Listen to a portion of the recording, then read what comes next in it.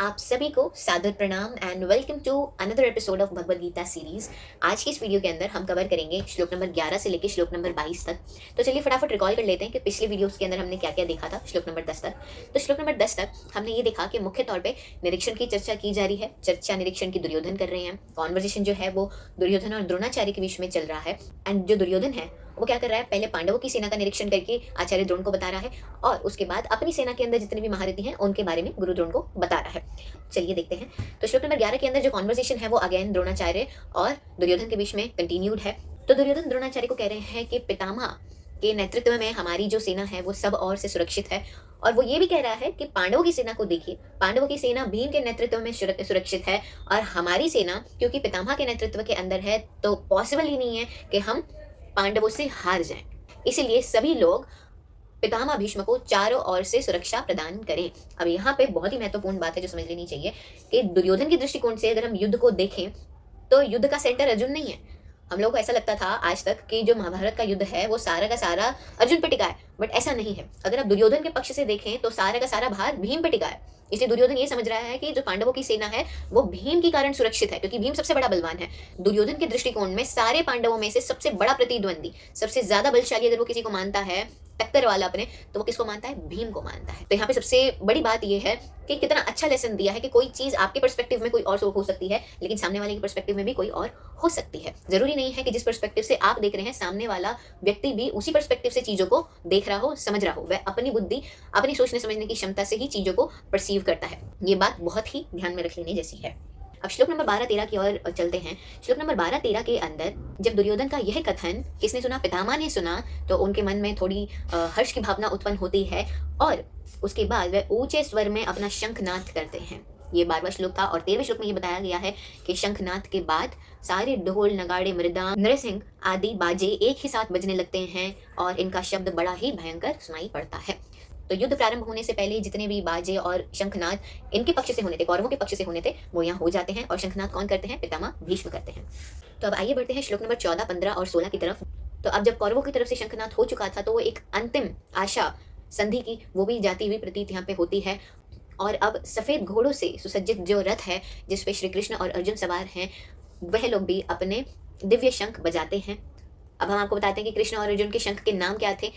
तो श्री कृष्ण का जो शंख था उसका नाम था पांचजन्य। अर्जुन के जो शंख का नाम था वो था देवदत्त, जिनकी ध्वनि बहुत ही प्रचंड थी, बहुत ही भयंकर थी।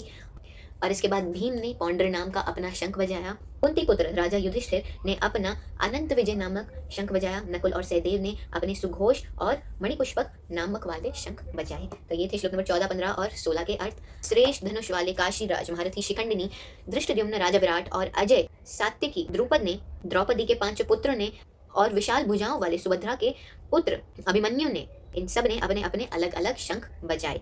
इसके पश्चात श्लोक नंबर 20 में ये बताया गया है, जब चारों तरफ से भयानक घोष उत्पन्न हो रहा था, शस्त्र चलाने की तैयारी हो चुकी थी, धृतराष्ट्र के पुत्र व्यूह रचना में अपने अपने मोर्चे पर खड़े थे, तब इन सबको देखकर अर्जुन ने अपना धनुष उठाकर ऋषिकेश को यह वाक्य कहा, हे अच्युत, मेरे रथ को दोनों सेनाओं के मध्य में लेकर खड़ा कर दें ताकि मैं देख सकूं कि मुझे लड़ना किनसे है। तो ये था श्लोक नंबर 20, 21 और 22 का अर्थ। तो अब तक आपने ये जाना कि श्लोक नंबर 11 से लेकर श्लोक नंबर 22 में शंखनाद हुए, ढोल नगाड़े युद्ध के पहले जो बजते हैं वह सब बज चुके और थोड़ी सी जो आशा बची थी लास्ट में कि अब संधि हो जाए, तो वो संधि की आशा भी खत्म हो चुकी थी।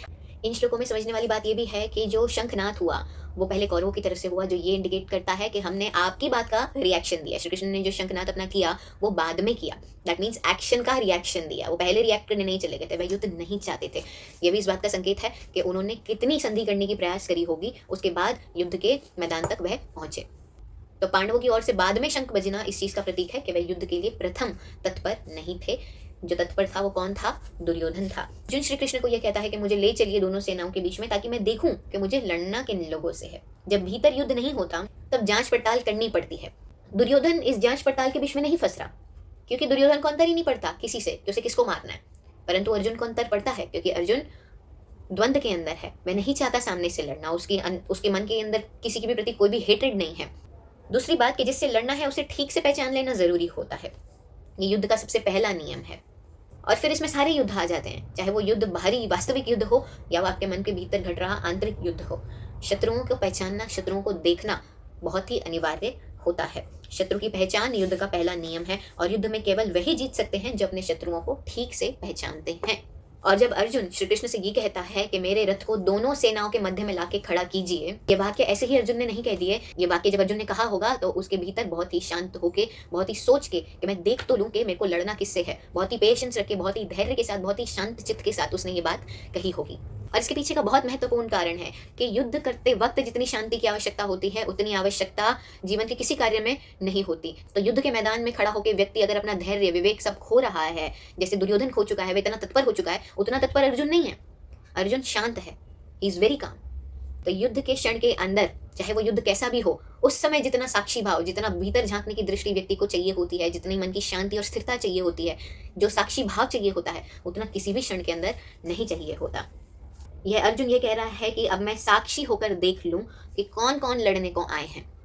क्या मुझे देखने दो, मैं निरीक्षण कर लूं, उनको ऑब्जर्व कर लूं। ये बात बहुत ही विचारणीय है कि जब आप क्रोध के अंदर होते हैं तब ऑब्जर्वेशन करने की कैपेसिटी बहुत ही ज्यादा कम हो जाती है। जब एक्चुअली आप क्रोध में होते हैं तब निरीक्षण की क्षमता बिल्कुल ही जीरो हो जाती है, खो जाती है। और जब क्रोध में होते हैं तब सर्वाधिक निरीक्षण की जरूरत होती है, तब सबसे ज्यादा निरीक्षण करने की, ऑब्जर्वेशन की करने की कैपेसिटी आपको चाहिए होती है और तभी वो गायब हो जाती है। अगर आप थोड़ा भी ऑब्जर्व करने की क्षमता रखते हैं तो क्रोध आता ही नहीं है, और अगर क्रोध हो तो निरीक्षण संभव नहीं हो पाता। तो क्रोध और ऑब्जर्वेशन एक साथ कभी नहीं हो सकते। ऑब्जर्वेशन करने के लिए हमेशा शांत चित्त की आवश्यकता होती है, तत्परता की आवश्यकता नहीं होती। जहाँ तत्परता है वहाँ निरीक्षण नहीं है, जहाँ क्रोध है वहाँ निरीक्षण नहीं संभव है, दोनों एक साथ नहीं चलते। तो अर्जुन के इस वाक्य से कि मेरे रथ को दोनों सेनाओं के बीच में लाके खड़ा कर दो, ये बातें जान लेनी बहुत जरूरी है जो आपको पीछे बताई हैं। विजय का सबसे पहला सूत्र है कि निरीक्षण कर लिया जाए कि आपके शत्रु कौन है और किन के ऊपर आपको विजय प्राप्त करनी है। अगर आपका ऑब्जर्वेशन राइट ना हो तो आप युद्ध नहीं जीत सकते। पहले ठीक से देख लें कि लड़ना किससे है। क्रोध से लड़ना है तो क्रोध को देख लें, अगर काम वासना से लड़ना है तो काम वासना को देख लें, मोह से लड़ना है तो मोह को देख लें। ये मैं बात कर रही हूँ आंतरिक युद्ध की।